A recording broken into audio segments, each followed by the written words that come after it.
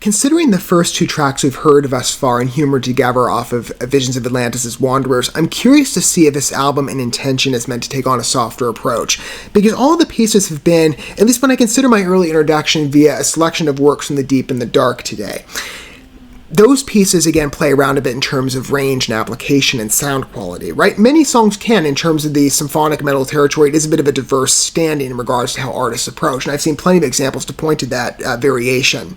And that fluctuation, again, in terms of intention. I'm wondering if this album, again, is by creative necessity meant to be a bit of a softer hit, because the first three pieces have definitely taken on a more sentimental vibe. That last piece in particular was probably the softest on the record, and one that I think was aptly managed. I'm not trying in any way to undercut its success, because I found its delivery to be quite proficient, especially in matching maybe to the ambition of the song, at least on an emotional connection. In reading the narrative, the song necessitated, again, a softer approach to, I think, in my opinion, amplify, again, the pathos connection to the listener, to remind, again, of the sentimentality and the timelessness and the resonation of a theme, like remembering, our states in the world, right? That we do live with the factor of time, right? That life changes, there's life and death, we all know the cycle, right? And the song speaks to different things. It does have a bit of the possibility of a broad applicability. And faithfully, the song was supporting in terms of its tune construction, its emphasis. It takes on much more, like I said, of a fixated, softer approach. So I'm curious again to see if the entire album is following suit, because I read a name for a track like A Journey to Remember, and I could even see that at play, or it could variate. Who knows? It could be a bit of a mixture of tone on this album. I'd be curious either way. I keep an open door intentionally, but to Visions of Atlantis, it's been a wonderful ride thus far, an early introduction for sure. Many of you made, as I've acknowledged before, they were a frequent appearance in regards to recommendations, and I'm happy to accommodate curiosity and request, and to be introduced again to fresh listens. This is something I've wanted for a while, especially in the European vein, as I've taken a self-led journey there to such an investment at this point in many hours that have all been quite rewarding. There's not been one artist or song I've not loved. And I'm sure many of you will feel that connection as well. I hope for that with music coverage, right? Because it is such a first love in my life as an artistic language, and a long-standing ambition to highlight great art on this channel in the musical respect. And over the past couple years, I'm making good on that. But even I didn't foresee the fun that we would have in terms of fresh impressions, right? And the mutual approach we can take I revere this about music, right? That we can approach music on a variety of respects. First-time listens or long-established fans, right? Many of you fit that later billing for Visions of Atlantis, I know. But maybe some of you approach on a first-name basis, right? Where I was a couple hours ago, in fact, today. I'm just enjoying the ride for sort of selections of tracks I've picked. Everything has been great. I've loved the ride myself, and I've loved being able to provide a simultaneous journey or possibility of that of sorts. If you happen to be of such standing of where I was and you've not heard Visions of Atlantis, I think they're going to be to your liking if you prefer just good music in general, and if you're open, right? Especially to the European rock metal form. Maybe that'll be the first step you take. With an Austrian symphonic power melodic metal envisioned group. One of such captivation, of a fun, mythic fantasy focus, and one of a real sentimentality to their approach and prowess on delivery. The execution here, it's so finely tuned. I've really been enamored by what I've heard. I'm not surprised, given, again, Napalm Records, that's where they're attributed to as a label company. And I've liked a lot of the artists that they've carried, many of which I have yet to humor, but the number of ones I have so extensively, they've been great additions. Visions of Atlantis, no different. And I hope you enjoy the ride as much as I have thus far. And we'll see the potential evolution, or maybe the mainstay focus on a softer presence with Wanderers through A Journey to Remember. Again, I could see it going either direction, so with a name like that, who knows? Again, that commands a certain level of sentimentality as well. I've not previewed the lyrics yet, so this is very much a fresh introduction. We're going to humor the track in its entirety on a fresh lens together. Or maybe it's going to be the possibility of that. If you're familiarized to it already, you're getting the perspective of somebody who is a fresh listener, right? There's various angles we can approach, and I admire that about music and providing that for you. 7 works in. This is actually our 8th time with them. I'm just having a great ride. I can't get enough of the journey.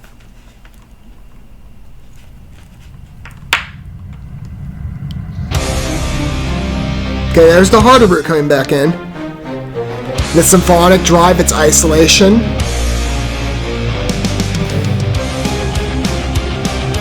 There's the harsher swing, okay, but again, it's not losing that type of mythological flair.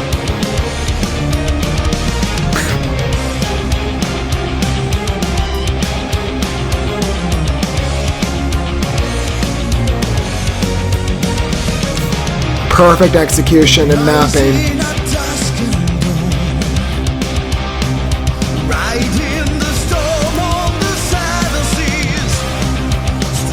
Reverting back again to that seafaring voyage feel.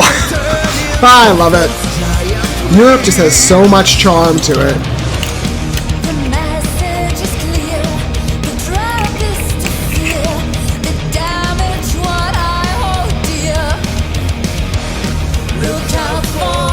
I like the subtle key switch too. It's so natural. You just kind of get swept into the song there, you don't notice it at first until it concentrates on focus.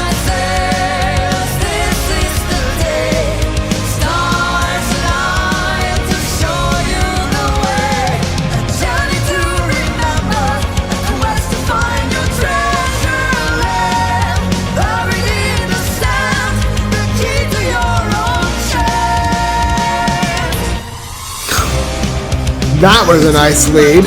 Love that. Perfect transition.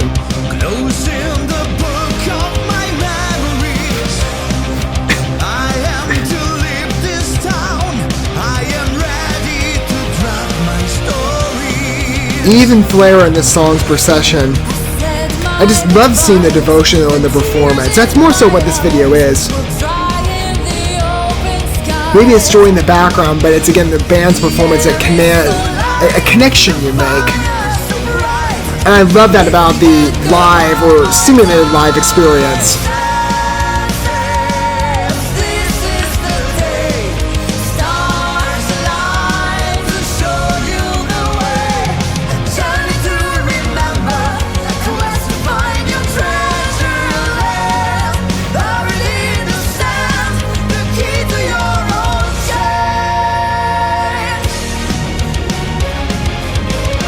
Oh, this is gonna hit well.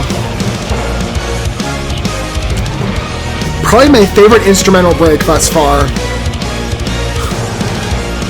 Again, when you have that power metal intersection and it comes in so naturally.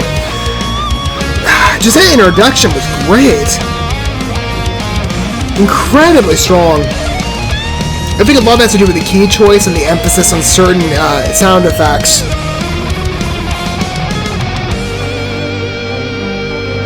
But it's deserved for the song. These swings, I'm just loving that. And there's our symphonic employ.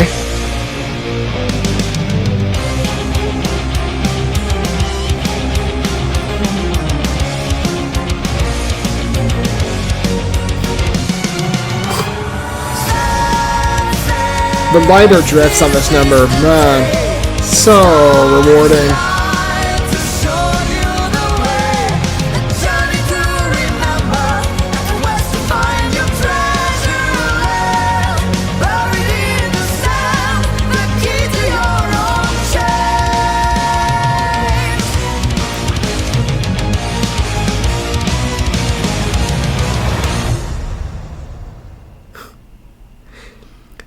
That is a beautiful number that definitely has a cinematic quality. I could see that. I wonder if it's been used anywhere. To me, that carries on, again, like such a cinematic direction and emphasis that if you were to watch a movie fixated around sort of like a seafaring voyage of sorts of a fantasy regard, it kind of comes across like this would be sort of your closure end credits tune. It just has that scale to it. It helps you have certain keywords that, again, manifest a type of vision. A quest to find your treasure land buried in the sand, the key to your own chains. I like the poetry of that line. It's written really well. Plays into that vision, but again, it has such a beautiful symphonic metal balance. And it's more aggressive, right? There's a bit of a mixture of tone here. I like that. Again, diverse application. They've demonstrated a proficiency to go a number of places, at least in what I've entertained. And so far, it's been quite successful. I mean, this piece is deeply rewarding. Those effects, again, in the lead-ins to the verses. Like that harsh snare, it just works for me. I think it's a harsher snare. Again, on that higher inflection note, it's so good.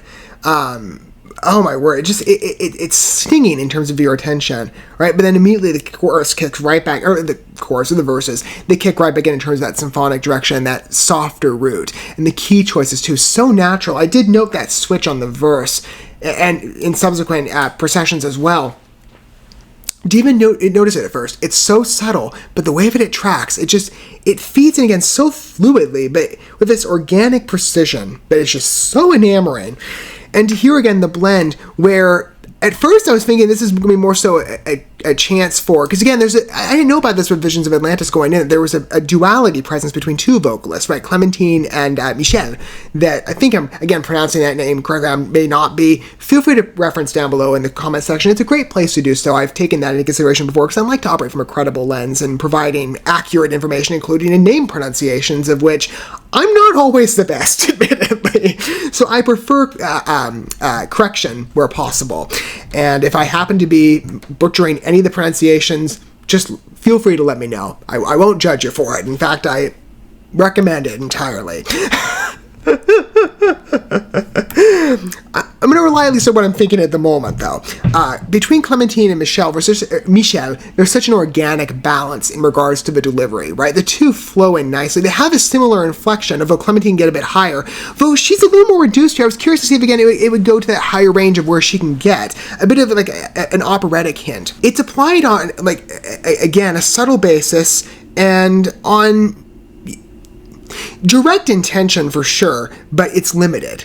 And I kind of like that, whereas maybe some other bands I listen to that have a bit of an operatic flair, and female vocalists for sure tend to be a little more direct, and it may be longer lasting, and it's always fun to humor operatic vocals. I've grown quickly in love with it, especially again in the metal regard. That's what took it for, I think, for me to build such a deep enamorance to it. Is that even a word? Anywho, the balance between the two, right? And the fact that Clementine and Michel are sort of at an even level with this song, but the two blend, and the concentration on a lot of the verse structures are given to him. I like seeing again that trade-off, right? It's cool to see again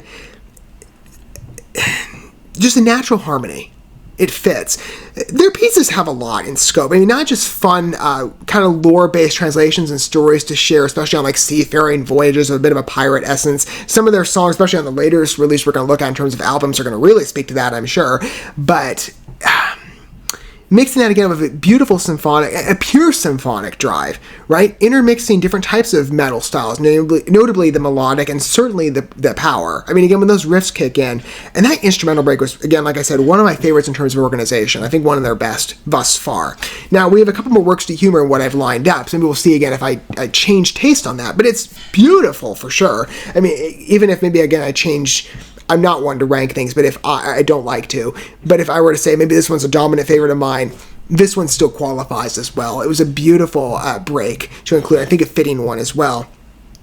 This piece definitely does have a lot going for it, though, in scope. I like seeing, though, the return to a bit of an aggressive route. That's where I tend to rest in terms of a preferred metalhead approach, right? And we're quite varied, but and I keep an open doors, I've said many times, but I prefer, again, that aggressive route. To see it kind of, hint back in a greater dominance, it's nice. What are your guys' thoughts on that piece? A journey to remember. I was saying like a journey of our own. I'm now mixing up track names. I've looked at too much music today, obviously. Or I was prepared to look at too much music as well.